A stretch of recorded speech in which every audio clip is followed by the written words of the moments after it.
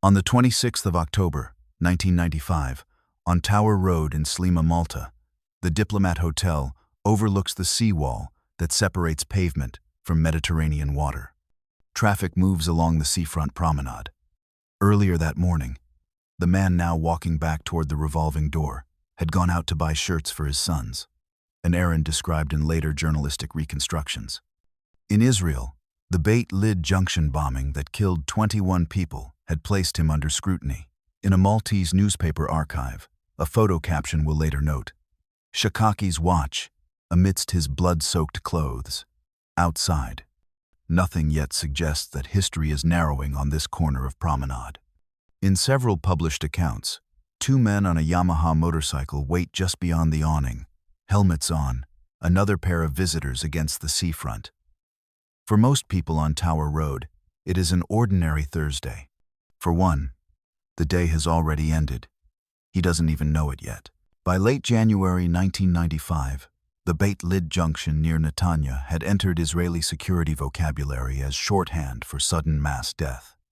On the 22nd of January, two Palestinian Islamic Jihad suicide bombers detonated themselves among soldiers waiting for buses, killing 21 Israelis and wounding dozens more. Intelligence assessments, later summarized in policy papers and academic studies, identify Fathi Shakaki, the Palestinian Islamic Jihad leader based in Damascus, as central to the strategy of suicide bombings that followed the Oslo Accords. The attack was the deadliest in Israel in nearly 2 years.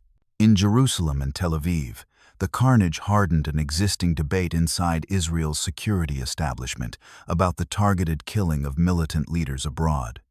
Analyses produced in subsequent years cite the Beit Lid bombing as one of the events that pushed decision-makers toward authorizing lethal action against selected figures seen as architects of these operations. Prime Minister Yitzhak Rabin, speaking to the press in the aftermath, described the attack as the work of enemies of peace.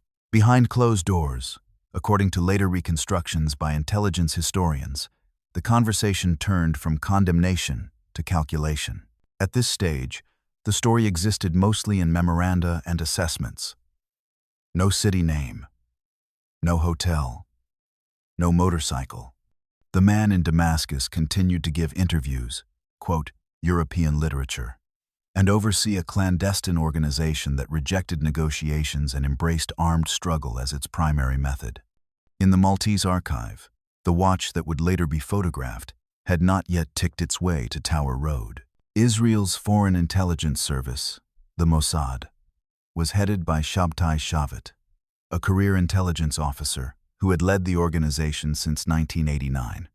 Public sources and later commentaries describe a convergence of political and intelligence views that the head of Palestinian Islamic Jihad represented a high-value planner whose removal might degrade the group's capacity for violence.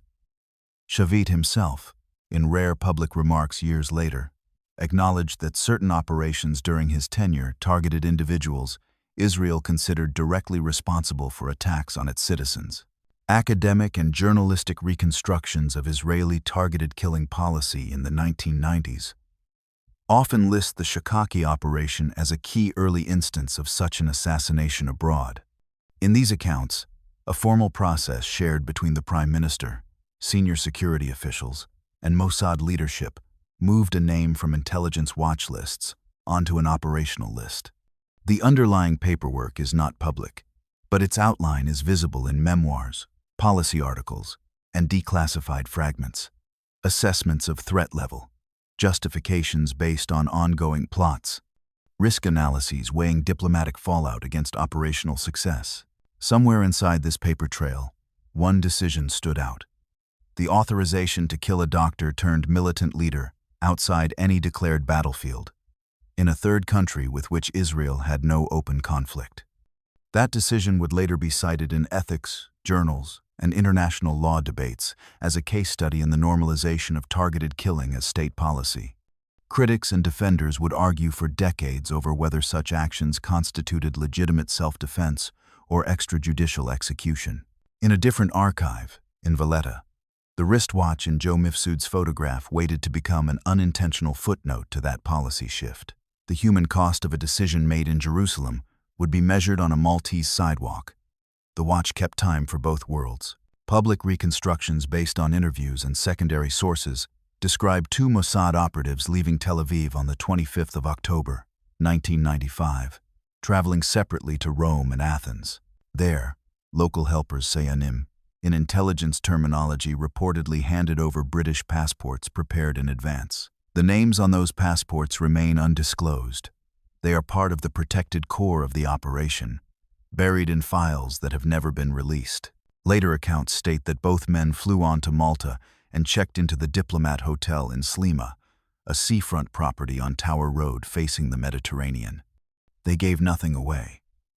One reportedly joked to a bellboy that his unusually heavy Samsonite suitcase was full of gold bars, a small piece of reported banter that concealed what another journalist would later describe as a powerful radio set, possibly with built-in destruction mechanisms in case of compromise.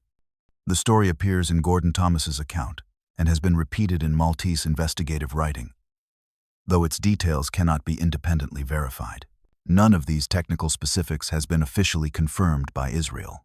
They survive instead in overlapping journalistic narratives and intelligence books that agree on broad contours while differing in specifics, freighter or speedboat, new passports or altered ones. The legend here is not just the cover identity on paper. It is the ordinariness of two young men in a tourist hotel, blending into the flow of conference guests and holiday traffic, some distance away in time. A photographer would frame a dead man's watch for an evidence image. For now, the only ticking that mattered was the tempo of planning. Flights booked, hotel keys issued, a motorcycle arranged. Everything was in place except the target. The Mediterranean, outside the hotel windows, caught the last light of October. Fathi Ibrahim Abdulaziz Shakaki was born in the Rafah refugee camp in Gaza in 1951 to a family displaced from the village of Zarnuka during the 1948 war. He studied mathematics, then medicine, worked as a physician in Gaza and Egypt, and became one of the founders and, later, the Secretary General of the Palestinian Islamic Jihad. Palestinian Islamic Jihad rejected the diplomatic track represented by the Oslo Accords and prioritized armed attacks, including suicide bombings, as both religious and political duty. In Damascus, under Syrian protection, Shakaki emerged as a key ideologue and organizer, forging links with Iran's Revolutionary Guard Corps and Lebanese Hezbollah. Israeli assessments and Western counterterrorism reports described his organization as among the most extreme of Israel's enemies in that period. Iranian financial support, estimated in some intelligence summaries at millions of dollars annually, flowed through Damascus to operatives in Gaza and the West Bank. Shakaki was known among Palestinian intellectuals for quoting Frantz Fanon and European revolutionary literature alongside religious texts. He was a physician by training, a man who had treated patients before turning to a different kind of intervention. In interviews given from Damascus, he defended suicide attacks as the weapons of the weak against the strong, framing them as acts of sacrifice rather than terrorism. This chapter's bridge function is clear. It connects the Rafah refugee camp and the Damascus safe haven to the decision in Tel Aviv and Jerusalem that this particular leader, among many, should be the subject of a clandestine killing abroad. In the Maltese archive image, the watch is a small domestic object, something a pediatrician might wear on clinic rounds or a militant leader might carry between meetings. Sources agree that in October 1995, Shakaki traveled to Libya to meet Muammar Gaddafi. The precise content of their discussions remains opaque. Later reporting and commentary suggest that financing for Palestinian Islamic Jihad operations was likely on the agenda, with some speculative accounts also mentioning broader coordination that cannot be fully verified.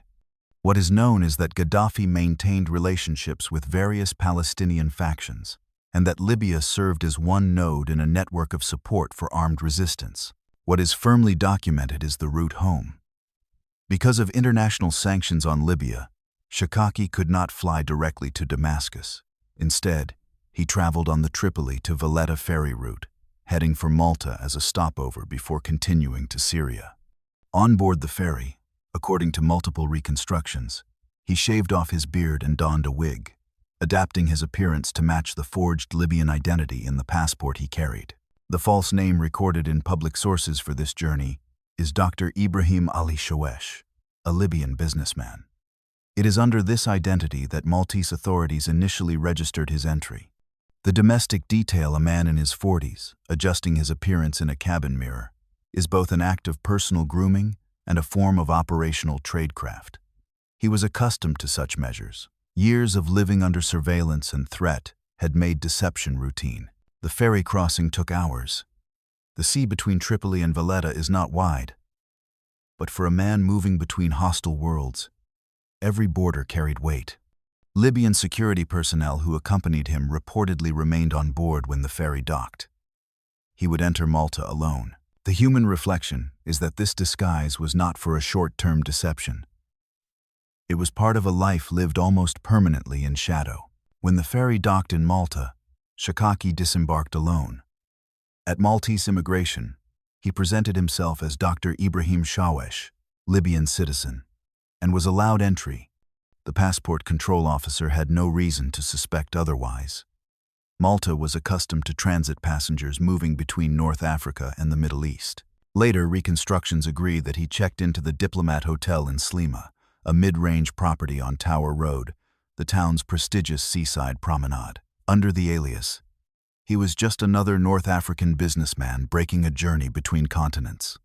According to detailed narratives based on composite sources, he spent hours in seafront cafes, drinking coffee, eating pastries, and making telephone calls from public or hotel facilities. He was waiting for the next leg of his journey. At roughly the same time, two young men also checked into the Diplomat, logging their presence under different names and different passports.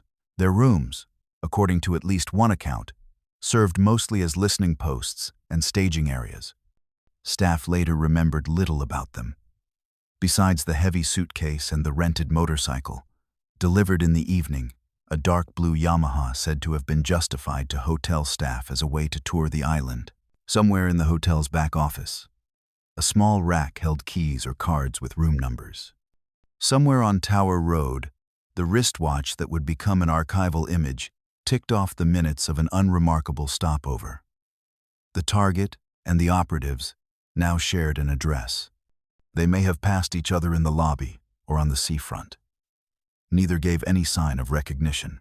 The Mediterranean light faded. Evening settled over Slima. In hotel rooms facing the sea, different men prepared for different versions of the next day.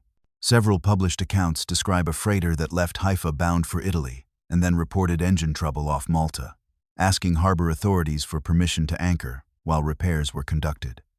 According to these narratives, the ship carried a small Mossad communications team. Their role: maintain encrypted radio contact with the operatives on land. In this version, the heavy suitcase that drew comment from a bellboy contained a compact radio set linked to the freighter, its antenna and encryption gear disguised within ordinary luggage. The radio allowed the team to receive updated instructions and report status without relying on local infrastructure. Other reconstructions, including Maltese investigative writing, suggest alternative escape routes, such as a rigid hull inflatable boat leaving from Mossad Marina to rendezvous with a ship offshore, underlining that some maritime details remain contested and unconfirmed. These contradictions illustrate a recurring feature of intelligence history.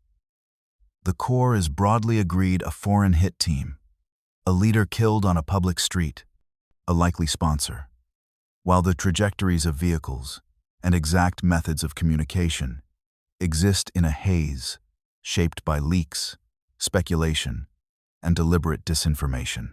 Gordon Thomas's account differs in detail from Maltese investigative work. Neither can be definitively confirmed. For the purposes of this narrative, the important human element is simpler. On shore, a man believed himself to be in transit between two Arab capitals. Offshore, technicians may have watched signal strength on equipment linked to his killers. The operation had moved from planning to proximity. In a future court exhibit, a wristwatch photographed on blood-stained cloth would serve as mute confirmation that the pieces eventually connected. The distance between hunter and hunted had collapsed to a few hundred meters of seafront pavement. On the morning of the 26th of October, 1995, witnesses and later reconstructions placed Shakaki moving through Slima's commercial streets, reportedly visiting shops such as Marks and Spencer to buy shirts for his sons. To casual observers, he was a middle-aged man on a short shopping trip, blending easily with tourists and locals in a town oriented around retail and seafront leisure. He carried shopping bags. The sun was out. Parallel to these movements, Maltese sources later describe unremarkable figures seen repeatedly near the Mossad marina over preceding days, men whose presence would only appear noteworthy after identikits of the suspected assassins were released. Whether these were the same operatives from the diplomat or support personnel remains unclear. What matters for narrative rhythm is that circles of watchfulness were already tightening around one visitor registered as Libyan. This chapter is one of domestic routine. Shirts, shop bags, cafe tables. At the same time, intelligence chronologies note that Islamic Jihad's capacity to project violence into Israel made its leader a continuing priority. A man far from home, buying clothes for his children, was also the architect of attacks that had shattered families elsewhere. The duality does not resolve, it simply exists. In the Maltese archive, the watch image represents this: a personal object, photographed not on a wrist, but beside forensic markers. Each step on the paving stones of Slima's shopping streets was bringing him back toward the hotel frontage where operatives were waiting. He may have noticed the motorcycle. He may have registered, briefly, the helmeted figures. Or he may have been thinking only of the ferry schedules and the return to Damascus. The record does not say. By early afternoon on the 26th of October, 1995, the paths converged. Chronologies maintained by Palestinian research institutions record that Mossad agents shot Shakaki in the head as he walked in Slima on his way back to his hotel. Synthesized accounts specify that he was shot in front of the Diplomat Hotel, on the pavement facing the Mediterranean. The exact number of shots and their placement vary slightly between sources. Some accounts say he was shot 5 times in the head. Others say 6, describing a pattern of multiple rounds fired from a silenced pistol at close range. In several narratives, one of the 2 men on the Yamaha motorcycle called out a name. When he turned, the gunman fired, and he died almost instantly. For bystanders and subsequent Maltese reporting, the scene was stripped of clandestine context. A man collapsed in front of a hotel, blood on the pavement, a motorcycle disappearing into traffic. The killers were gone in seconds, leaving behind no spent cartridges, no discarded weapon. What remained, besides a body, were small personal effects, including the wristwatch later photographed for the investigation and reproduced in the press. The human reflection here is blunt. For an organization that had made mass casualty attacks central to its strategy, the response was one precise act of violence, focused on a single body. Malta now had a high-profile murder on its hands and an identity puzzle to solve. Sirens followed. Police cordoned the area. The shopping bags lay where they had fallen, somewhere offshore. If the freighter account is accurate, a radio signal may have confirmed completion. The Tower Road was quiet again within the hour. In the hours and days that followed, investigators reconstructed not only the killing but the route by which the assassins entered and left Malta. Here, the record fragments into competing possibilities. Maltese press coverage and a later book by Magistrate Joe Mifsud, summarized in anniversary articles, report that the Yamaha motorcycle used in the attack was found abandoned at Tigné Point, with a plate traced to a bike stolen years earlier. Fuel analysis indicated petrol not sold in Malta at the time, suggesting it had been filled elsewhere and used only on the day of the assassination. The forensic detail pointed toward meticulous preparation. As for escape, one scenario advanced in Maltese writing is that the killers left via a rigid-hull inflatable boat from Mossad Marina to a ship waiting offshore, pointing to testimony from marina workers who reported seeing suspicious men near Pier N over several days. Another widely cited scenario describes the freighter that had reported engine trouble near Malta, taking the operatives back toward Haifa once the mission was complete. There are even versions suggesting an aircraft route via Tunisia, linked to a later mysterious crash of a Maltese-registered Piper Lance, though concrete evidence tying that crash to the assassination remains lacking.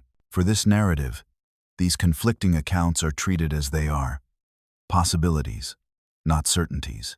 What is clear is that the assassins were never arrested in Malta, and that the case remains officially unsolved by Maltese authorities, even as public opinion and international analysis overwhelmingly attribute it to Israel's Mossad. The human echo is that an entire island briefly became a transit point in someone else's clandestine war. The archival watch photo became a reminder that for Malta, the event was also about sovereignty. Immediately after the killing, Maltese police and media identified the victim as Dr. Ibrahim Ali al-Shawesh, a Libyan citizen, based on the passport he carried. Front pages and police statements reflected this assumption. For several days, al-Shawesh was the official name of the murdered man. The investigation proceeded on that basis. Meanwhile, wire services carried statements from the Palestinian Islamic Jihad organization claiming that the dead man was in fact their leader, Fathi Shakaki, and that Shawesh was an alias. Intelligence-linked think tanks and later historical reference works confirmed that identification, aligning the Valletta morgue with the Damascus leadership vacuum. The false identity had served its purpose in transit. It could not survive death. Maltese coverage, as summarized in retrospective pieces, notes the growing diplomatic tension. Arab states pressed Malta to investigate vigorously, and public demonstrations occurred outside the Libyan embassy in Valletta, demanding that Malta pursue the killers or risk a rupture in relations with Arab countries. The small island found itself at the center of a geopolitical incident it had not invited. In the background of this identity correction, the watch photograph appeared in local media. The caption was brief, just enough words to indicate whose watch it was. Resting among blood-stiffened clothing. For viewers in Malta, it was an image of a crime. For supporters and opponents of Palestinian Islamic Jihad, it marked the end of a particular man's trajectory from refugee camp to physician to wanted militant leader. The body in a Maltese morgue would soon be flown out. But the consequences of the killing would spread through Gaza, Damascus, Tehran, and Tel Aviv. A single death on a seafront promenade had created diplomatic shockwaves across continents. After identification was confirmed, the body was transferred out of Malta. On the 1st of November, 1995, a funeral was held in Damascus. Contemporary reports estimated a crowd of around 40,000 people. Footage and photographs showed a mass of mourners, banners of the Islamic Jihad movement in Palestine, and leaders from allied organizations. Iran declared a day of national mourning, underscoring Tehran's role as a key supporter of Palestinian Islamic Jihad. Ayatollah Khamenei issued a statement praising Shakaki as a martyr. Statements from Palestinian Islamic Jihad vowed revenge and explicitly blamed Israel for the killing, even as Israeli officials neither confirmed nor denied involvement, but publicly welcomed the death of a man they regarded as responsible for deadly attacks.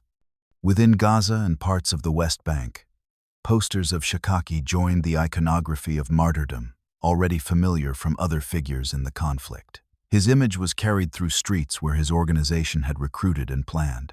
In Malta, the government held emergency meetings to assess the risk of retaliatory attacks on its citizens and interests abroad. A later account by Magistrate Mifsud records that Shakaki's successor, Ramadan Shalah, acknowledged that attacks on Malta's foreign interests were considered but ultimately not carried out, in part because he insisted that Palestinian Islamic Jihad operations remain focused within Palestine. Malta had been a transit point, not an enemy. The violence had ripples far beyond the point of impact. A few seconds on Tower Road led to days of tension in Valletta, massive crowds in Damascus, and new calculations in Tehran and Gaza. The watch in the archive was now both exhibit and relic. Just 9 days later, Yitzhak Rabin would be assassinated in Tel Aviv by an Israeli extremist, another killing that reshaped the region. Scholarly analyses of Israel's policy of targeted killing in the early 2000s routinely cite the assassination of Fathi Shakaki as a significant milestone. a carefully planned killing of a militant leader on the soil of a distant third country, in a manner widely attributed to the Mossad, though never officially acknowledged. The operation became a reference point in policy debates. In ethics and international relations journals, the case appears as an example in arguments over proportionality, deterrence, and the legality of assassinating non-state actors abroad. Some authors conclude that such operations can disrupt organizations and prevent future attacks. Others argue that they risk escalation, harm diplomatic relations, and erode norms against political assassination. The debate remains unresolved. Within Palestinian Islamic Jihad, assessments suggest that his death temporarily weakened the organization's leadership and operations, though it later recovered with continued Iranian and Syrian support. Within Israel, the assassination was quickly overshadowed in public consciousness by the murder of Prime Minister Yitzhak Rabin on the 4th of November, 1995, just days after the Malta operation. The juxtaposition is stark: a state-sanctioned covert killing abroad, followed by the murder of the state's own leader at home. For the operatives, whose identities remain officially unconfirmed, the operation ended not with a public medal, but with silence. Debriefings, internal reports, perhaps a line in a classified career history. For Malta, the case remains technically unsolved, lodged between police files and international rumor.